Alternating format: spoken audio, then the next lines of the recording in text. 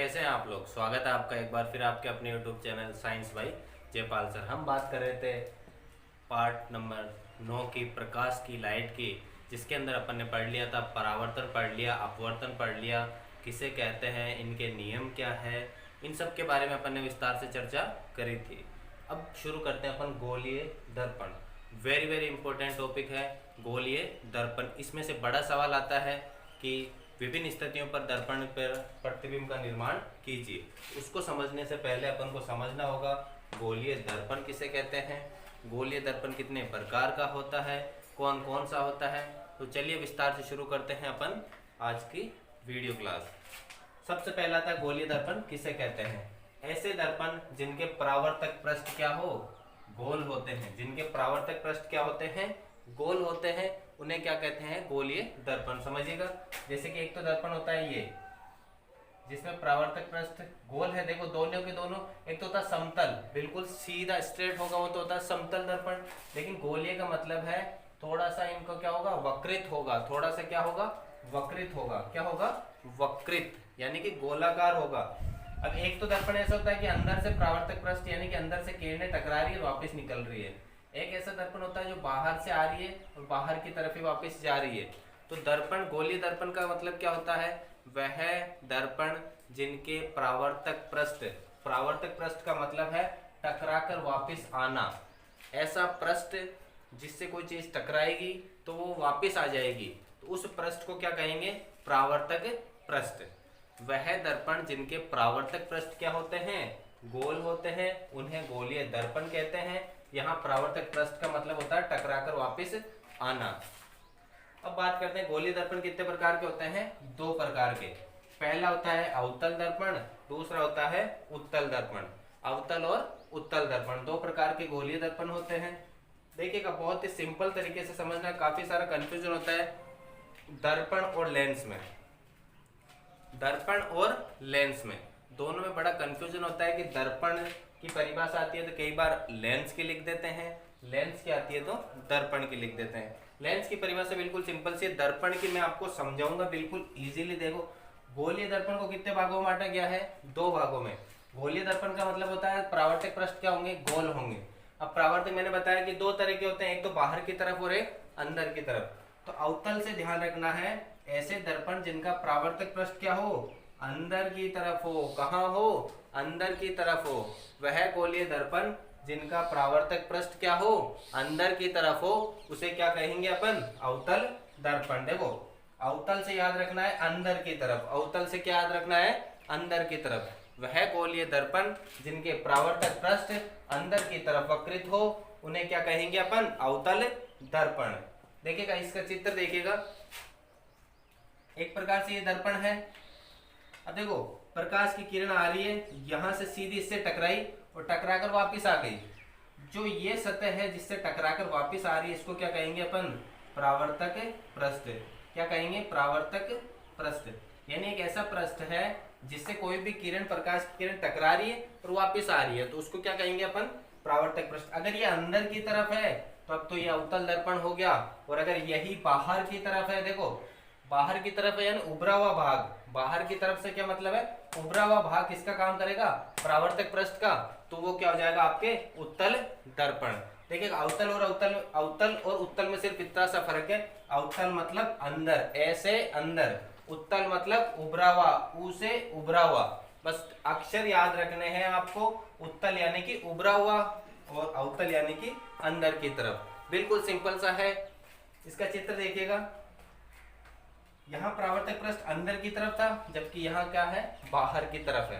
कहाँ है, बाहर की। प्रकाश की किरण आई, यहाँ बाहर वाली सतह से टकराई और वापस पीछे निकल गई, यहाँ से आई और वापस पीछे निकलेगी। ऊ से मतलब है उभरा हुआ, ऊ से क्या मतलब है, उभरा हुआ।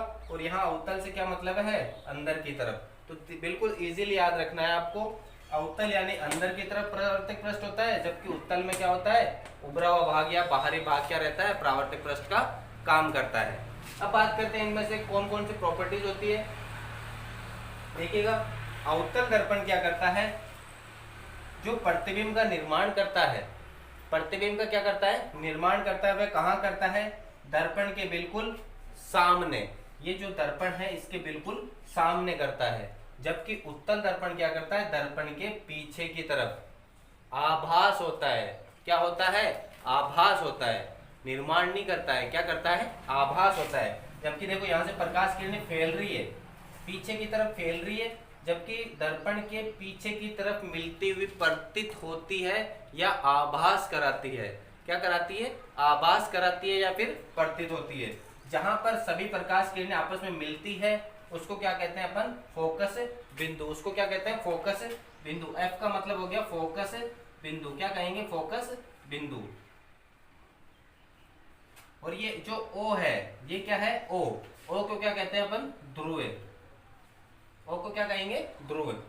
और ये जो सीधी सी लाइन इस दर्पण को दो भागों में बांट रही है इसको क्या कहते हैं, मुख्य अक्ष। ये क्या है, मुख्य अक्ष। ये जो लाइन है बिल्कुल दर्पण को बीच में से बांट रही है, इसको क्या कहते हैं, मुख्य अक्ष। मुख्य अक्ष की बात करें अब, O व F के बीच की दूरी, O से लेकर के F के बीच की दूरी क्या कहलाएगी आपके, फोकस दूरी। फोकस दूरी क्या कहलाएगी, फोकस दूरी। यहां से भी O से लेकर के F के बीच की दूरी क्या कहलाएगी, फोकस दूरी। अब देखो एक बिंदु आता है C, एक बिंदु आता है इसमें C, जिसको क्या कहा जाता है, वक्रता केंद्र। जिसको क्या कहा जाता है, वक्रता केंद्र। जैसे कि यहाँ पर है बिंदु C, ये क्या है, बिंदु C, इसको क्या कहेंगे, वक्रता केंद्र। वक्रता केंद्र। वक्रता केंद्र का मतलब है कि अगर इसको मैं पूरे चारों ओर से बढ़ाता हूं, इसको अगर मैं चारों तरफ से आगे से बढ़ाता है तो ये क्या करेगा, एक गोले का निर्माण करेगा, एक गोले का निर्माण करेगा। और ये बिल्कुल क्या रहेगा, इसके सेंटर में रहेगा।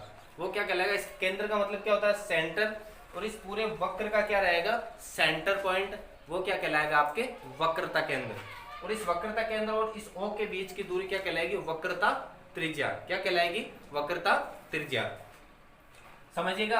अवतल दर्पण क्या करता है, प्रतिबिंब का निर्माण कहाँ करता है, दर्पण के एज इट इज सामने। कहाँ करता है, दर्पण के जस्ट सामने, यानी कि जहां पर विभिन्न प्रकार की प्रकाश किरणें मिल रही है वहां पर क्या हो रहा है, प्रतिबिंब का निर्माण हो रहा है।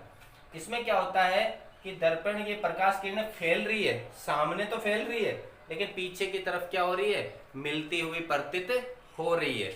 मिलती हुई क्या हो रही है, प्रतीत हो रही है हमें कि ये F पर मिल रही है, आभास हो रहा है। तो उत्तल और अवतल दर्पण आप अच्छे से समझ गए होंगे। इनकी डेफिनेशन अच्छे से याद करना, क्योंकि आने वाले जो टॉपिक है उन्हें बहुत ही ज्यादा काम आएंगे आपके उत्तल और अवतल दर्पण, विभिन्न प्रकार के प्रतिबिंबों के निर्माण के अंदर। विभिन्न प्रकार के हो गए, इनको क्या कहते हैं, ध्रुव पॉइंट कहते हैं। मुख्य अक्ष हो गया, फोकस बिंदु हो गया, फोकस दूरी हो गई। ये सब क्या है, इनके कुछ प्रॉपर्टीज है। अब चलते हैं अपन कार्तिकेय चिन्ह परिपाटी पे। किस पे चलेंगे, कार्तिकेय चिन्ह परिपाटी जो ग्राफ की तरह होते हैं। तो अब बात करते हैं कार्तिकेय चिन्ह परिपाटी की। कार्तिकेय चिन्ह परिपाटी को आप मैथ्स का ग्राफ मान सकते हैं। क्या मान सकते हैं, ग्राफ। ग्राफ में जिस प्रकार से y और x एक्सिस होते हैं उसी प्रकार से यहाँ पर भी है, वहाँ पर भी प्लस और माइनस दोनों में आंसर आते हैं। यहाँ पर भी देखिएगा धनात्मक और ऋणात्मक दोनों में आंसर आएंगे।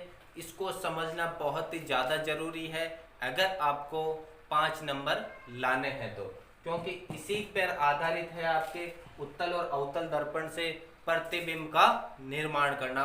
वेरी वेरी इंपॉर्टेंट है आपके लिए।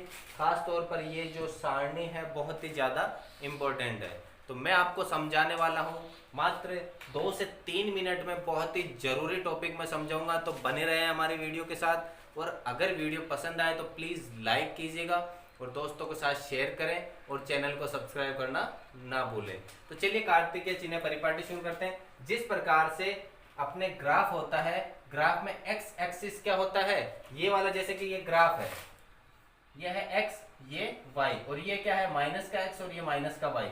जो इधर वाला पलड़ा है वो क्या रहता है, हमेशा पॉजिटिव रहता है। तो ये क्या है, पॉजिटिव एक्स एक्सिस है।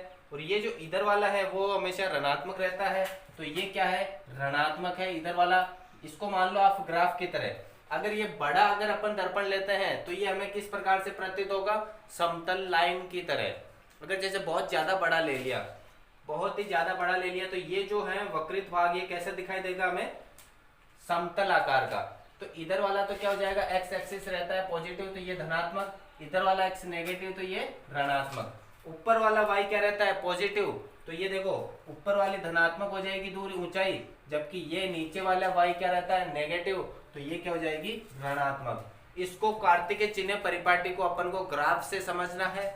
जिस प्रकार से ग्राफ में x एक्सिस और y एक्सिस दो पॉजिटिव होते हैं दो नेगेटिव, यहाँ पर भी दो पॉजिटिव है और दो नेगेटिव है, दोनों के दोनों आपको किससे समझने हैं ग्राफ से। अब बात करते हैं इसी ग्राफ से दर्पण से किस प्रकार से दर्पण में ये आपकी कार्तिक चिन्ह परिपाटी काम आती है। उससे पहले देखें बिंब से दर्पण की दूरी, अगर वो कोई वस्तु है जैसे कि अपन ने यहाँ पे वस्तु रखी है ये मारकर रख दिया, तो इसकी बिंब की ये जो दर्पण के बीच की दूरी है वो क्या कहलाती है u, क्या कहलाती है u। और इसके बाद में जो प्रतिबिंब बनता है, मान के चले कि यहाँ से वस्तु थी और ये प्रतिबिंब बन गया, ये क्या बन गया प्रतिबिंब। तो अब दर्पण से लेकर के इस प्रतिबिंब के बीच की दूरी क्या कहलाती है v। प्रतिबिंब का मतलब होता है छाया, जिसके द्वारा जो अपन, जैसे कि मैं सामने खड़ा हूं इधर की तरफ दर्पण है, तो ये जो दर्पण से मेरे बीच की दूरी है वो तो क्या है u, क्या है u। लेकिन जो मेरा प्रतिबिंब बन रहा है उस दर्पण के अंदर, मेरी शक्ल आ रही है तो सामने वाले दर्पण में, तो वो क्या है उसके बीच की दूरी क्या होगी v, क्या होगी v। और फोकस दूरी दर्पण से क्या कहलाती है f। जैसे कि यहाँ पर सभी प्रकाश किरणें मैंने बताया था, यहाँ से आकर के सभी प्रकाश किरणें इस बिंदु पर मिल गई, इसको क्या कह दो f। और ये जो दूरी होगी वो क्या कहलाएगी आपके फोकस दूरी। वेरी वेरी इंपॉर्टेंट है ये तीनों के तीनों, बहुत ही ज्यादा समझने आपको अच्छे से समझना है। अब देखिए बात करते हैं इनके निशानों की, कौन सा पॉजिटिव होगा कौन सा नेगेटिव होगा। देखो उत्तल दर्पण और अवतल दर्पण दोनों के अंदर सारणी से याद रख सको तो बढ़िया है, वरना पहले समझ लो इसको। वेरी वेरी इंपॉर्टेंट टॉपिक है ये। अवतल और उत्तल दर्पण से प्रतिबिंब के निर्माण करने में कहाँ पॉजिटिव आएगा कहाँ नेगेटिव आएगा वो समझना जरूरी है। देखो बिंब से दर्पण के बीच की दूरी को क्या कहते हैं u। उत्तल में क्या आती है माइनस में, जबकि अवतल में क्या आएगी, दोनों के अंदर माइनस में रहती है। किस में रहती है दोनों के अंदर माइनस में। देखो वस्तु हम हमेशा इस तरफ रखेंगे, कहाँ रखेंगे इस तरफ रखेंगे, कहाँ पर बाईं तरफ। वस्तु को हमेशा चाहे वो उत्तल हो चाहे अवतल हो कहाँ रखेंगे बाईं तरफ। देखिएगा मैं हल्का सा बना के दिखा देता हूं आपको। ये हो गया आपने अवतल, ये अवतल हो गया, जबकि ये क्या हो गया उत्तल, ये क्या हो गया। और ये मिलती कहाँ है यहाँ पर, f इसका ये है, इसका f ये है। देखिए ये कौन सा है अवतल दर्पण। वस्तु हमेशा यहाँ रहेगी, वस्तु हमेशा कहाँ रहेगी यहाँ पर। दोनों के अंदर कहाँ है पीछे की तरफ है। तो ये जो इधर की तरफ है, इधर की तरफ पॉजिटिव है या नेगेटिव है, नेगेटिव है। तो ये जो u का मान आएगा वो दोनों के अंदर किस में आएगा नेगेटिव के अंदर। समझना इसको कार्तिक चिन्ह परिपाटी से। वस्तु इधर की तरफ है, उधर की तरफ पॉजिटिव होती, लेकिन इधर की तरफ है तो क्या होगा नेगेटिव होगी। दोनों के इधर की तरफ रखें, वस्तु हमेशा किस तरफ रहेगी बाईं तरफ। और अगर बाईं तरफ रहती है तो वो किस में आएगी नेगेटिव के अंदर। अब देखो यहाँ से नेगेटिव हो गई। अब बात करते हैं v की। उत्तल में पॉजिटिव होता है जबकि अवतल में क्या होता है नेगेटिव। ये क्यों होता है समझिएगा। जैसे कि कौन सा दर्पण है अवतल दर्पण है, यहाँ पर प्रतिबिंब कहाँ बनता है वापिस टकरा कर इधर की तरफ ही बनेगा, वापिस कहाँ बनेगा इधर की तरफ ही बनेगा। एक तो जैसे प्रतिबिंब का निर्माण कैसे होता है, ये प्रकाश की किरण गई यहाँ से, दूसरी अपने दोनों से गुजरेगी और यहाँ पर, ये जो यहाँ पर वापिस दोनों मिली है, यहाँ क्या होता है प्रतिबिंब बनता है, प्रतिबिंब। और अवतल के अंदर, इसमें अवतल के अंदर प्रतिबिंब हमेशा कहाँ बनेगा बाईं तरफ बनेगा। कहाँ बनेगा बाईं तरफ बनेगा।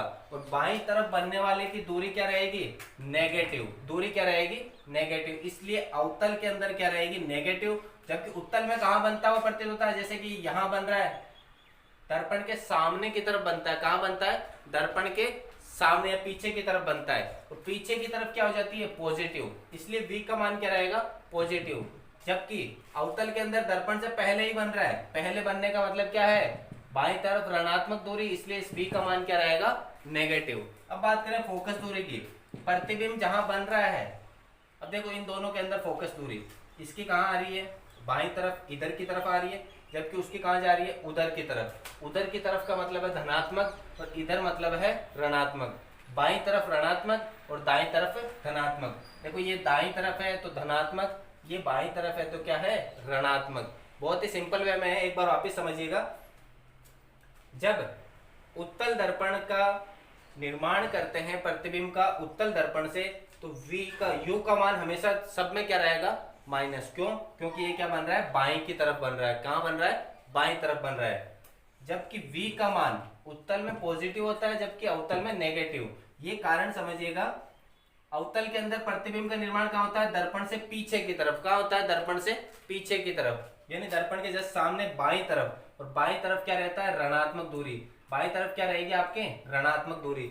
जबकि दाईं तरफ क्या रहती है, दाईं तरफ क्या रहेगी, धनात्मक दूरी। तो जो अवतल के अंदर है, उत्तल के अंदर उत्तल के अंदर क्या प्रतिबिंब कहाँ बनता है, दाईं तरफ बनेगा। दाईं तरफ बनेगा तो वो किस में आ जाता है, आपके पॉजिटिव के अंदर आ जाता है। किस में आ जाता है, पॉजिटिव के अंदर आ जाता है। अब इसी प्रकार से फोकस दूरी है, ये उत्तल के अंदर दाईं तरफ बनती है, जबकि अवतल के अंदर बाईं तरफ बनती है। और जो चीज बाईं तरफ बनेगी इसका मतलब क्या है, ऋणात्मक दूरी, और दाईं तरफ बनेगी इसका मतलब क्या है, धनात्मक दूरी। आशा करता हूं कि ये वीडियो आपको समझ में आएगा। बहुत ही शानदार है, बहुत ही मोस्ट है आपके लिए, वेरी वेरी इंपॉर्टेंट है ये। खास तौर पे सारणी अगर समझ आती है तो ठीक है, वरना आप इसको अच्छे से याद कर ले कि अवतल के अंदर तीनों ही क्या होंगे, नेगेटिव। जबकि उत्तल के अंदर u का मान क्या रहेगा, नेगेटिव, बाकी दोनों क्या रहेंगे, पॉजिटिव। u का मान हमेशा चाहे उत्तल हो चाहे अवतल हो, किसमें रहेगा, नेगेटिव। क्योंकि वस्तु हमेशा बाईं तरफ रखेंगे, दाईं तरफ, इसमें बाईं तरफ रखेंगे, और बाईं तरफ का मतलब है ऋणात्मक दूरी। अब मैं बात कर चाहूंगा इसके बाद वेरी वेरी इंपॉर्टेंट, अगले वीडियो में अपन बात करेंगे उत्तल व अवतल दर्पण से प्रतिबिंब का निर्माण करना। प्रतिबिंब का निर्माण करना शायद ही किसी और चैनल पर आपको ऐसा वीडियो मिलेगा जो कि मैं कल वाले वीडियो में समझाऊंगा आपको। तो अगर आपको समझना है तो आज ही हमारे चैनल को सब्सक्राइब कर लीजिएगा। वीडियो पसंद आती है तो वीडियो को लाइक कीजिएगा, दोस्तों के साथ शेयर कीजिएगा। धन्यवाद।